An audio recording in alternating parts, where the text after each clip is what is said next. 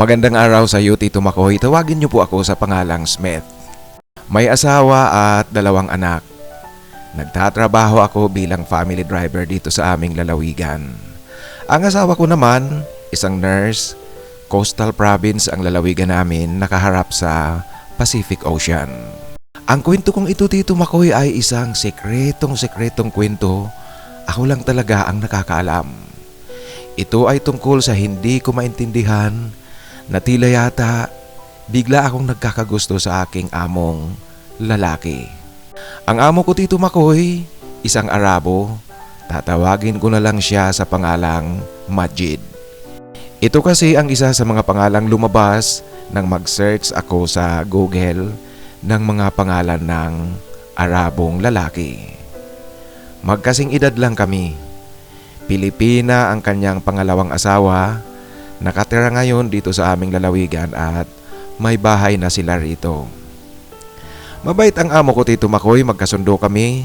Saka parang ako na nga rin lang ang nagsisilbi at tumatayong kaibigan niya dito sa Pilipinas. Kasi naman hindi naglalayo ang aming edad. Kung gusto niya gumimik, kaming dalawa ang magkasama sa mga gimikan kung tinatamad ang kanyang asawa. Umiinom ako ngunit kaunting-kaunti lang kasi ako nga ang driver, ako ang magdadrive pauwi. Kung minsan naman, Tito Makoy, gusto niyang uminom, sa bahay lang nila. Kaming dalawa ang magkaharap. Sa ganoong sitwasyon, sinasabayan ko siya kasi hindi ko naman kinakailangang magmaneho pagkatapos naming mag-inuman. Ang pag-iinom ng amo kong lalaki okay lang sa kanyang asawa, maging ang paglabas namin paminsan-minsan. Alam kasi ng kanyang asawa na walang ganito sa Saudi kaya hinahayaan niyang mag-enjoy ang kanyang asawa pag nasa Pilipinas. Alam niyo na po siguro pag family driver ka, araw-araw kinakailangang nasa bahay ka. Isang araw siguro walang pupuntahan, nagyaya sa akin ang boss kong si Majid. Mag-swimming na lang daw kami. Madali lang naman ito kasi nga nasa tabing dagat lang ang kanilang bahay. Kaya naglakad lang kami papunta sa dagat. Galing sa kanilang bahay, nakatapis lang ng malaking tuwalya ang amo ko na pumunta sa dagat. At pagdating namin doon, Tito Makoy, ako naman, hinubad ko lang ang t-shirt ko, iniwan ko ito sa baybayin, lumusong na sa dagat. Ganoon din ang boss ko, inalis niya ang kanyang tapis na tuwalya, iniwan ito sa baybayin at lumusong na rin sa tubig. Nakasuot siya ng puting short na parang pantulog na short. Yung manipis lang ang tela. Ito kasing amo ko, may nakikita ako sa kanya na siguro, Tito Makoy, yung tradisyonal na pantalong panloob yata nila. Yung kulay puti na tila malambot lang at manipis na kagaya rin ng kanilang tradisyonal na damit. Ganoon, Tito Makoy. Subalit sa halip na pantalon, short lang ito hanggang tuhod. Ito rin yata ang kailang short na panloob sa halip na pantalon kung hindi pantalon ang kanilang gagamitin. Walang ibang tao doon sa lugar kung saan kami nagsiswimming kasi nasa labas na ito ng mga resorts sa tapat nga mismo ng kanilang bahay. Siya nga pala, Tito Makoy, bago kami pumunta sa dagat, kinuha ko ang aking surfing board. Matataas kasi ang alon dito sa amin. Kaya maliligo ang amo ko, ako naman magse-surfing. Maganda ang aming jamming na mag-amo. Naliligo siya para na rin akong nakaalalay sa kanya kasi mas nasa gitna ako ng dagat. Kitang-kita ko siya. Kung anumang problema kung sakasakali, kaagad ko siyang masasakluluhan. Ngunit, Tito Makoy, nakita kong magaling din talaga palang lumangoy itong amo ko. Noong napagod ako, bumalik ako sa baybayin, naupo, umiinom ng tubig. Sumunod ding umahon mula sa tubig ang amo ko. Habang naglalakad siya papalapit sa akin, hindi ko sinasadyang mapasulyap sa kanya. Ang nipis nga ng kanyang suot na short. Wala pala itong brief, Tito Makoy, kaya bakat na bakat sa kanyang harapan ang nakadikit sa basang tela ng kanyang short ang kanyang dala-dala. Kitang-kita ko Tito Makoy sa loob ng kanyang short ang kanyang panlaban. Ang laki kahit tulog ito. Alam niyo po nakalaylay, kitang-kita ko na malaki pa rin at mahaba. Hulmang-hulma ito sa manipis na tela na kanyang suot na short. Alam niyo po bigla tuloy akong natamimi. Ibinaba ko ng kaunti ang aking paningin sa may baybayin. Ngunit hindi ko alam Tito Makoy kung bakit sa aking nakita sa bus ko parang pakiramdam ko uneasy ako. Nakakainis talaga ang aking pakiramdam. Umupo ang amo ko sa tabi ko. Nagsindi siya ng sigarilyo. Ilang sandali pa Tito Makoy, tumayo siya sa harapan ko. Hinahawakan niya ang aking surfing board. Nagtatanong sa akin kung paano raw mag-surfing at turuan ko raw siya. Alam mo Tito Makoy, yung pagtayo niyang iyon na nakahawak sa aking surfing board, nakaharap siya sa akin. Muli ko na namang nakikita ang nasa loob ng kanyang basang-basang short. Ang kanyang alaga na pambihira ang laki. Alam niyo po kung ikukumpara ko ito sa aking pambato, kahit na buhay na ang manok ko, di hamak na mas malaki pa rin ang natutulog na alaga ng amo ko. Mapilit siya na turuan ko raw kung paano mag-surfing, kaya tinuruan ko siya. Inumpisahan ko lang muna sa balancing sa may baybayin. Dinemonstrate ko sa kanya kung papaano ba mag-balance. Subalit Tito Makoy, sadyang hindi makapaghintay itong amo ko. Gusto ko agad niyang sa tubig na ang pagtuturo ko. Kaya lumusong na kami sa tubig muli. Tinuturo ko sa kanya ang unang-una nga ang balancing. Tito Makoy, hindi na ako magiging technical na masyado sa surfing sa aking paglalahad tungkol sa pagtuturo ko sa amo ko. Gustong-gusto ka agad ng amo ko na sumakay na sa surfing board.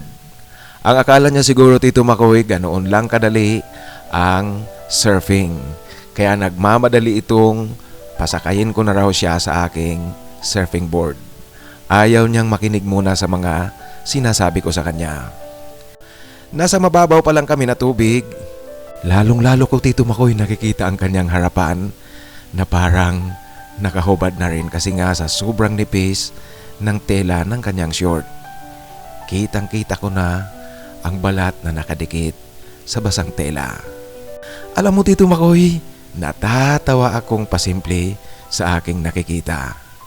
Kaya tuloy pumasok sa isipan ko kung ano pa kaya kung gising ito, gaano kaya ito kalaki at gaano kahaba. Hindi ba nahihirapan ang asawa niya?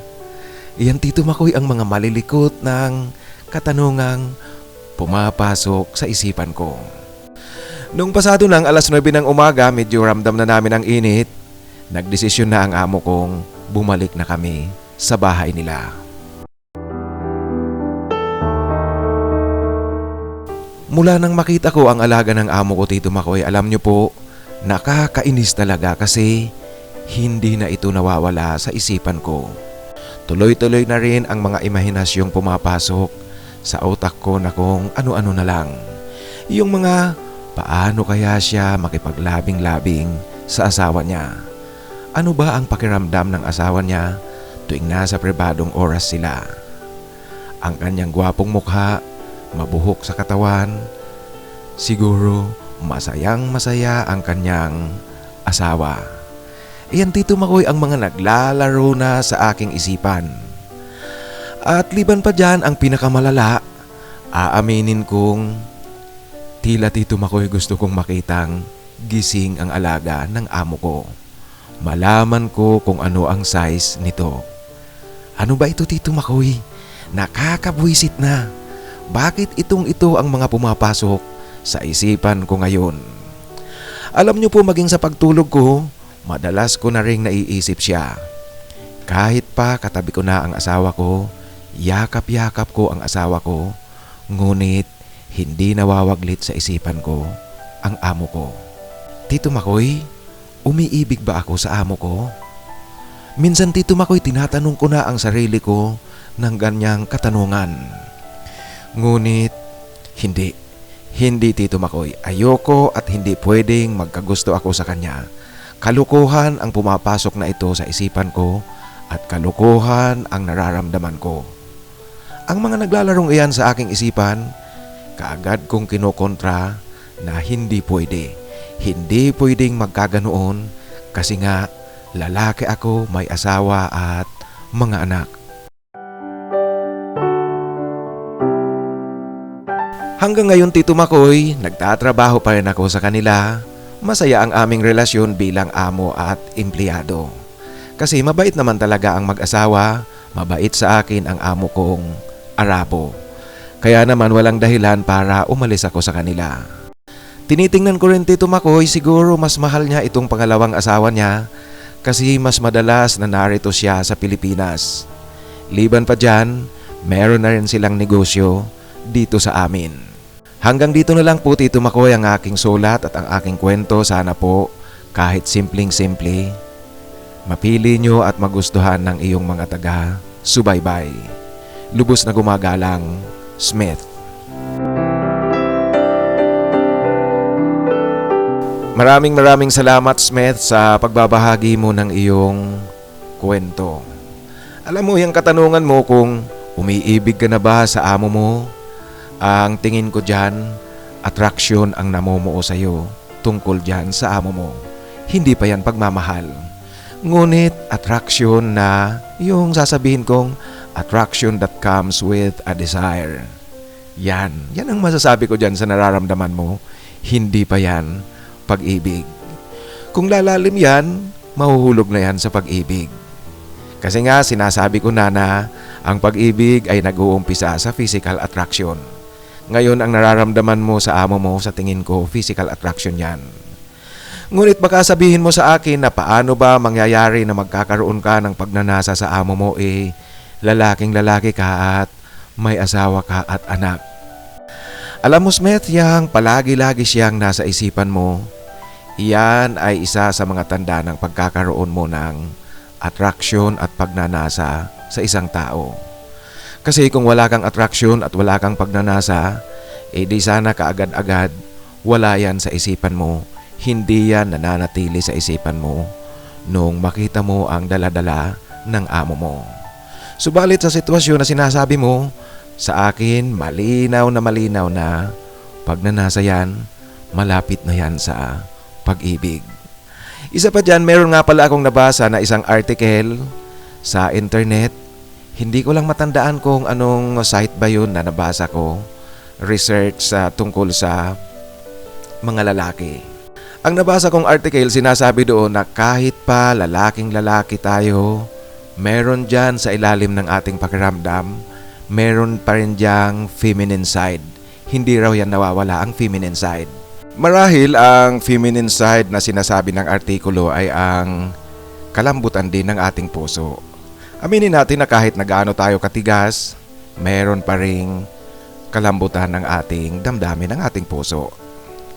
Tapos, ang emotional attributes naman sa posibleng pagkakagusto natin sa kapareho lalaki. Ayon sa artikulo, ang pakiramdam na iyon, pansamantala, tulog na tulog ito sa atin. Ngunit merong panahong nagigising ito, nabubuksan. Hindi nga lang alam kung kailan ito gigising, kung kailan darating, at kung paano ito darating. Yan ang sinasabi sa artikulo. Alam mo, naniniwala rin ako sa artikulo kasi aminin natin na kahit lalaki tayo, may mga trip din tayong kapareho natin. Yung sitwasyon baga na may nakita kang isang lalaki na magandang pangangatawan, gwapo ang mukha, kagaya sasabihin natin, si Matt Damon, gustong gusto ko ang kanyang katawan, gustong gusto ko ang kanyang mukha. Sana ganyan din ang katawan ko at ganyan din ang itsura ko, ganyan ako kagwapo. Yung appreciation baga. Siguro isa yan sa mga sinasabi ng artikulo na feminine sides ng kahit sinong lalaki. Isa sa mga feminine sides ng kahit sinong lalaki. Ngayon sa kaso mo, Smith, sa tingin ko, attraction yan na posibleng mahulog sa pagkakagusto mo sa kanya. Kaya ang advice ko sa iyo, huwag ka nang umalis dyan sa amo mo. Malay mo dumating ang oras na matikman mo ang boss mo, hindi mo na kailangan pang pumunta sa Middle East para makatikim ka na ang Arabo. Biro lang, Smith. Biro lang. Ngunit ang isa pang gusto kong sabihin sa'yo ay ingat ka kasi baka isang gabi na lang tulog ka katabi mo ang asawa mo, nananaginip ka na kayong dalawa ng amo mo, matawag mo ang kanyang pangalan. Mahirap yan, Smith. Mahirap talaga yan. Kaya ingat ka ng kaunti. Kayo mga kaibigan, ano ba sa palagay nyo itong sinasabi ni Smith? Umiibig ba siya sa kanyang amo o ano ang kanyang nararamdaman? Sige nga, pakisulat nyo ang comment nyo, ang inyong obserbasyon kung ano itong kaso ni Smith. Sa muli, Smith, maraming salamat sa pagbabahagi mo ng iyong kwento. Ngayon mga kaibigan, wala akong nabasang nagpapa-shoutout doon sa pinakahuling upload ko. Kaya wala akong isa-shoutout. Tanging ang 5 hinahanapan natin ng forever. Si Faustino Fabro, Robert Mirafuente, Alvin Calalang, Dominador Patawaran at si Paulo Laison. Shoutout sa inyong 5 at sana makahanap na kayo ng forever. Ilang buwan na tayong naghahanap ng forever hanggang ngayon parang wala pa ring liwanag. Sa muli po, yung mga gustong magpa-shoutout ay sulat lang sa aking pinakahuling upload. At sa mga gustong magpadala ng kanilang kwento, ipadala lang sa aking email titomarcos@yahoo.com at titomarcos@gmail.com. Maraming salamat po.